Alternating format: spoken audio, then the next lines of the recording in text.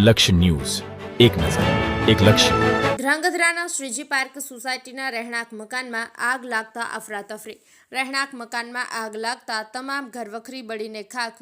ધ્રાંગધ્રા શહેરના હળવદ રોડ પર આવેલા મયુરનગર વિસ્તારમાં શ્રીજી પાર્ક સોસાયટીના પ્રકાશભાઈ પટેલના રહેણાંક મકાનમાં આગ લાગવાની ઘટના સામે આવી હતી. ગુરુવારે બપોરે અચાનક રહેણાંક મકાનના રસોડામાં ગેસ સિલિન્ડર લીકેજ હોવાથી આગ લાગી હોવાનું સામે આવ્યું હતું. રસોડાના એક ભાગમાં આગ લાગી હતી, જ્યારે જોત જોતામાં આગ સમગ્ર રહેણાંક મકાનમાં પ્રસરી જતા આજુબાજુમાં રહેતા રહેણાંક મકાનમાં પડોશીઓમાં પણ અફરાતફરી મચી ગઈ હતી, જેને લઈને ધ્રાંગધ્રા ફાયર ફાઇટરની ટીમને જાણ કરતા તાત્કાલિક ફાયર ફાઇટરની ટીમ ઘટના સ્થળે પહોંચી આગ પર કાબૂ મેળવવા પ્રયાસ હાથ ધર્યા હતા.